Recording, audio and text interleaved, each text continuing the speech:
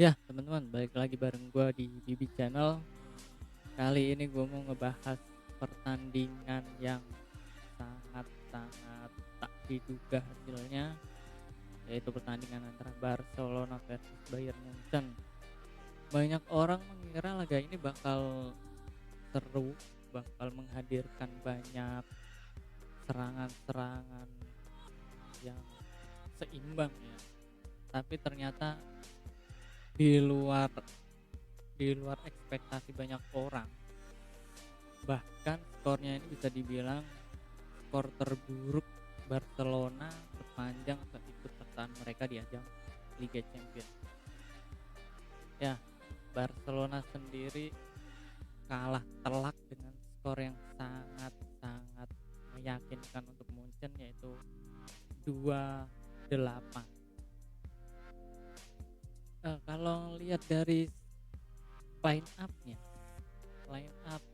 emang sepertinya dari awal Setien ini udah salah banget menempatkan para pemain-pemain untuk starting line up mereka. Eee, Bilanglah saja contohnya Vidal itu dimainkan sejak awal, tapi kenapa Griezmann nggak dimainkan sejak awal? Ini yang bikin salah. Mungkin Setien berpikir bahwa Barcelona bakal bisa menahan Munchen di paruh pertama dan menyimpan Griezmann untuk di paruh kedua. Tapi petaka datang di menit ketiga. Gol Muller, assist dari Lewandowski, membuyarkan strategi Setien. Dengan begitu Barca mulai agak panik karena ini termasuk gol tepat, bahkan bikin shock dari pemain-pemain Barcelona. Kemudian walaupun ada gol bunuh diri lewat Alaba ya, menjadikan skor 1-1, tapi secara permainan mulai dari menit ketiga sebelum gol sampai berakhir babak pertama itu Barcelona dijadiin kambing guling kayaknya. Karena menurut gua strategi yang diterapin si Setien ini nggak jalan sama sekali, nggak ada yang jalan sama sekali. Bahkan walaupun mereka bisa menghasilkan 2 gol ya, tapi secara keseluruhan penampilan mereka under underperform semua. Bahkan dari Messi sekalipun underperform semua. Dan itu kelihatan banget bahwa mereka sekali terkena counter attack dari Munchen, buyar semua pemain-pemainnya, buyar. Bahkan pemain depan pun hanya bisa jogging untuk membantu pertahanan. Bayangin aja, Barcelona kena counter attack, mereka bisa menempatkan pemain 6 sampai 7 pemain. Tapi Munchen hanya menempatkan 4 pemain, yaitu Lewandowski, Muller, kemudian Gnabry sama Perisic. Itu aja mereka kelabakan banget. Kemudian dari sisi Munchen sendiri, ini kalau menurut gua nyaris sempurna banget penampilan Munchen ya. Kenapa gua bisa bilang gitu? Dari mulai passing, mulai dari long pass, mulai dari crossing, itu menurut gua nyaris sempurna.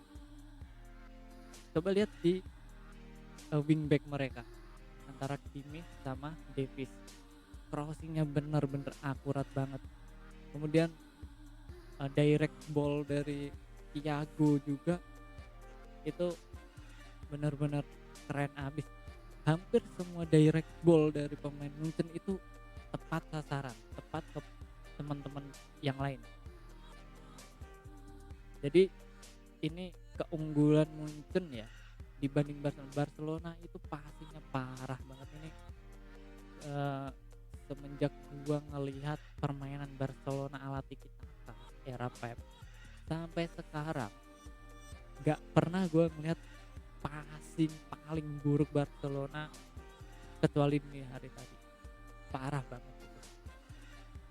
Dan gua nggak ngira Barcelona bakal bermain sangat-sangat buruk kayak dini hari tadi. Berbanding 180 derajat sama Munchen. Munchen rapi banget, smooth banget.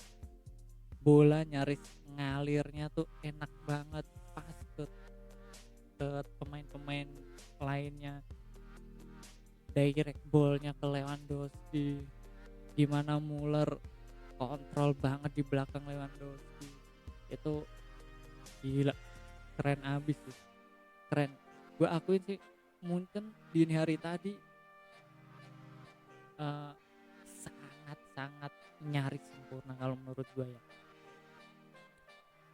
Kemudian untuk babak pertama udah 4-1, itu pun 4-1 terjadi di 30 menit pertama, skor udah 4-1 sampai turun minum.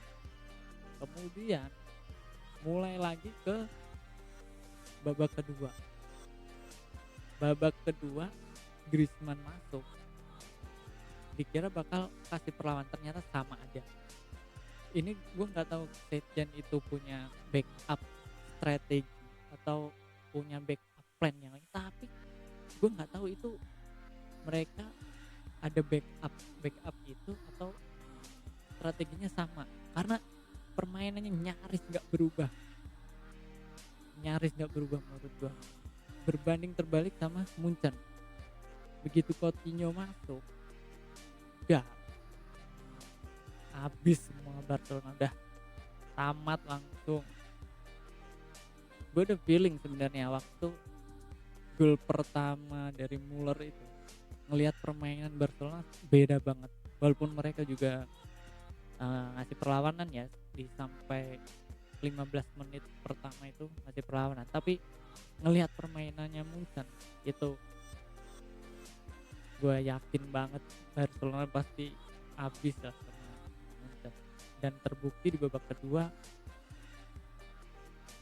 gue nggak tahu harus ngomong apa ya soal Barcelona, karena yang gue tahu Barcelona itu ball positionnya kuat, kemudian untuk nyari peluang juga kuat. Tapi kalau menurut gue setelah ditinggal Iniesta sama Xavi, itu Barcelona beda banget, kayak bukan Barcelona. Karena tiki taka itu kuncinya ada di midfield. Kalau midfield nggak jalan, tiki taka tuh nggak bakal jalan. Tiki taka itu berawal dari gimana rapinya lini tengah, dia direct ball ke depan atau ke samping, dan itu tinggal ngalir aja gitu. Tapi kalau midfieldnya itu benar-benar gak jalan, tiki taka itu nggak bakal jalan. Dan kita lihat semalam itu parah banget. Ini Barcelona terburuk menurut gue ya, Barcelona terburuk banget. Dan kalau Munchen, kalau di preview video gue sebelumnya gue bilang Munchen gak punya squad mewah ya. Itu gue kira karena Munchen sekarang kan banyak pemain muda nih, dibandingkan sama Munchen yang treble waktu 2013 ya. Itu kan masih ada Ribery, masih ada Robben. Itu menurut gue squadnya mewah. Tapi ternyata setelah ngeliat semalam Gnabry sama Perisic, itu wing mereka tuh nyaris kerja samanya bagus. Jadi kanan oke, kiri oke, ditambah wing backnya ikut nyerang, kemudian kalau bertahan ini mundur semua gitu, sampai Lewandowski pun mereka mundur. Beda sama Barcelona. Ketika gol Coutinho itu, coba kalian cek video-video di YouTube deh. Waktu Barcelona diserang, kalau enggak kalian cek waktu gol Coutinho deh.